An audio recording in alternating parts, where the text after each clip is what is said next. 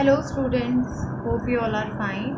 So our next chapter is chapter number 9, some important national leaders. These are both important national days, 15 August and January 26. ये बहुत important dates हैं हमारी country के लिए. People from a far away country called Britain, the British, had formed the government in India for nearly 200 years.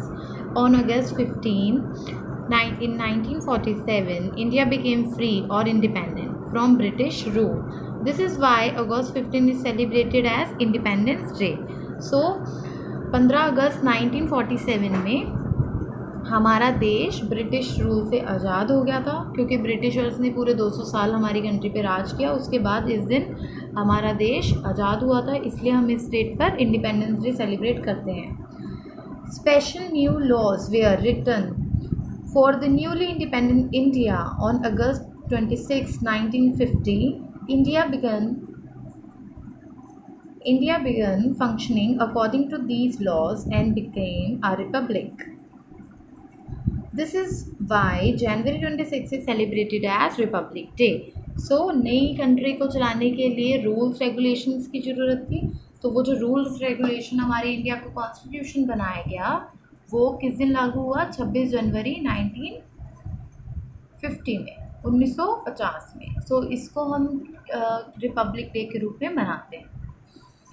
India's freedom and its functioning as a new and independent country happened because of people who struggled for and worked for it for many years. The struggle had many ordinary people. It also had leaders whom we call national leaders because they were leaders for the whole country. Read about some of these leaders in this chapter. So, हमारी country को free करने के लिए काफ़ी सारे struggle किए गए. उसमें काफ़ी ऑर्डिनरी पीपल्स भी थे और बहुत सारे लीडर्स भी थे जिन्हें आज हम नेशनल लीडर्स के नाम से जानते हैं. उनमें से सबसे पहले हम पढ़ेंगे महात्मा गांधी जी के बारे में. महात्मा Gandhi's name was Mohandas Karamchand Gandhi. After studying in England and working in South Africa, he returned to India in 1950. Here people had been struggling against British rule for many years. The Indian National Congress was leading this freedom struggle. After he returned, Mahatma Gandhi became the main leader of the freedom struggle. He led the struggle using ahimsa and satyagraha. Ahimsa means non-violence without force. Satyagraha means to insist on truth. This was a way of fighting that no one had ever used before. People called him Mahatma, which means great soul. Mahatma Gandhi led the many non-violent satyagraha during the freedom struggle. In the satyagraha, people marched carefully against the British. They remained peacefully even if the government used force against them. They disobeyed the laws of the British government. So, Gandhi ji 1950 में India वापस आए. उन्होंने अपनी पढ़ाई England में की थी और कुछ टाइम तक साउथ अफ्रीका में काम करने के बाद वो इंडिया में वापस आ गए. उन्होंने देखा यहाँ के लोग जो है वो फ्रीडम के लिए स्ट्रगल कर रहे हैं, और उस टाइम पे जो पार्टी थी उसका नाम था इंडियन नेशनल कांग्रेस, जो कि फ्रीडम फाइटर्स थे उसमें सब. गांधी जी ने आके उस पार्टी को ज्वाइन कर लिया और कुछ ही टाइम बाद वो सबसे बड़े लीडर भी बन गए फ्रीडम स्ट्रगल के. और उन्होंने अपना जो स्ट्रगल किया, उन्होंने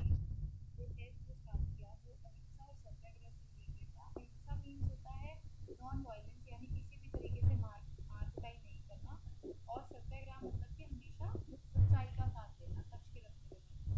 तो इसी तरीके से ये इस तरीके से कभी किसी ने भी पहले कोई आंदोलन नहीं किया था. पहली बार गांधी जी ने इस तरीके का आंदोलन इंडिया में किया था. और इसमें क्या होता था कि जो इंडियंस होते थे वो ब्रिटिशर्स के खिलाफ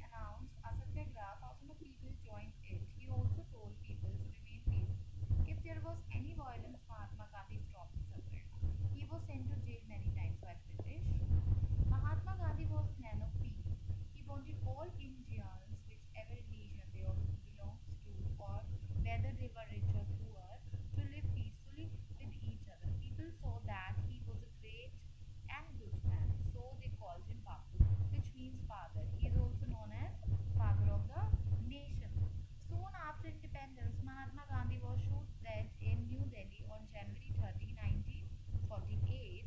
India's Indians were shocked their leader of peace had been killed by violence. So जब भी महात्मा गांधी जी कोई सत्याग्रह का ऐलान करते थे तो काफ़ी लोग उनसे जुड़ जाते थे और उनके उनके साथ वो लोग धरना देते थे या फिर मार्च करते थे, रैली निकालते थे। और इसी की वजह से महात्मा गांधी को कई बार जेल भी जाना पड़ा। महात्मा गांधी को एक पीसफुल मैन भी बोलते थे क्योंकि वो बहुत ही शांत विचारों वाले और शांत बिहेव उनका था। इस वजह से लोग उनको मैन ऑफ पीस कहते थे। और उनको जितने भी लोग थे वहाँ पर उनके सत्याग्रह से जो उनसे जुड़े हुए थे, उनसे रिलेटेड जो पीपल थे, वो उनको उन प्यार से बापू भी कहते थे। और लेटर उनको फादर ऑफ द नेशन का भी टाइटल मिला। आज भी हम वो बोलते हैं father of the nation Mahatma Gandhi ji को, जैसे कि आप सबको पता है। और न्यू दिल्ली में 30 जैन को 1948 में उनको गोली मार दिया गया। और उस टाइम पर लोग बहुत शॉक हुए कि जिस हमारे लीडर ने हमेशा शांति का साथ दिया, कभी भी वायलेंस नहीं करा, उनकी ही हत्या वायलेंस से हुई। जो हमेशा नॉन वायलेंस के साथ चलते थे और वायलेंस के खिलाफ थे, उन्हीं को वायलेंस से मारा गया। नेताजी सुभाष चंद्र बोस नेक्स्ट जो लीडर हैं। Some people did not believe in a non-violent struggle. They felt that the British would only listen to Indians for force. One of these people was Subhash Chandra Bose, who is also called Netaji. At first, he was with the Congress, but later he left it, and along with some others, formed the Indian National Army in 1942. They did this outside India in Southeast Asia. Many people from all over India, including women, joined his army. Netaji was its leader.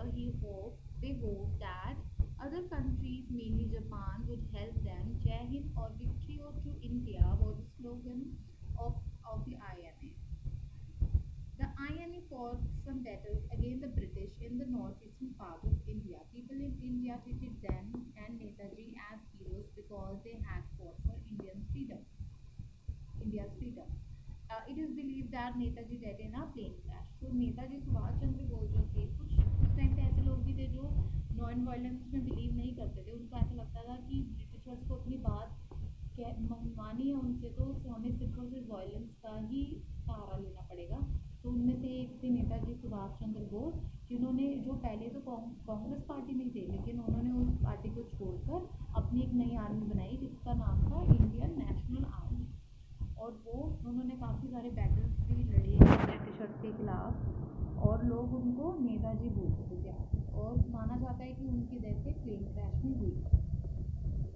Next leader is doctor Bhimrao Ambedkar. Just before independence, special assembly of 296 people from all over India was set up. These people had to think about what independent India should be like and to make laws for it. These laws form the Constitution of India. It contains the main law according to which India is governed. One of the main people who wrote the Constitution was Dr. Bhimrao Ambedkar. Dr. B.R. Ambedkar. He was born into a family that was placed very low in society. Because of this, he had many difficulties. For example, he was made to sit separately from the other students in the class. He was intelligent and hardworking. He completed his studies in India and went for further studies to America and England. He became one of the most highly educated people of that time. He always felt that all Indians should be treated equally and he fought hard for this. This is an important part of the Constitution which says is that all Indians are free and equal. Independent India, he became a minister in government. He is also known as Baba Sahib. So Dr. Bhimrao Ambedkar ने हमारे country का, India का constitution लिखा था। एक assembly बनाई गई थी जब हमें इंडिपेंडेंस मिल गई। उसके बाद 296 पीपल की, जो कि अलग अलग इंडिया में अलग अलग स्टेट से बिलोंग करते थे लोग। सो हर रीजन के लोग बेसिकली, सो उनसे एक असेंबली बनाई गई जिसने रूल्स और रेगुलेशंस लिखे इंडिया के लिए, जिन्हें हम कॉन्स्टिट्यूशन कहते हैं। सो मेनली उनको लिखने वाले थे डॉक्टर भीमराव अंबेडकर। वो खुद एक बहुत ही लो सोसाइटी से बिलोंग करते थे, लेकिन उन्होंने अपनी पढ़ाई अच्छे से इंडिया में कंप्लीट करी और फिर आगे की पढ़ाई करने के लिए वो अमेरिका भी गए थे, अमेरिका और इंग्लैंड। उस टाइम पे वो बहुत पढ़े लिखे लोगों में आते थे और एक लो सोसाइटी से, एक मिडिल क्लास फैमिली से बिलोंग करने की वजह से उनको काफ़ी प्रॉब्लम भी होती थी। उनको क्लास में अलग बिठाया जाता था, उनके साथ अच्छा बिहेव नहीं किया जाता था, इक्वालिटी नहीं थी उनके लिए। सो उनका मानना ये था कि इंडिया में रहने वाले हर पर्सन के लिए इक्वालिटी सबके पास होनी चाहिए, और लोग उनको बाबा साहेब भी बोलते थे उस टाइम पे।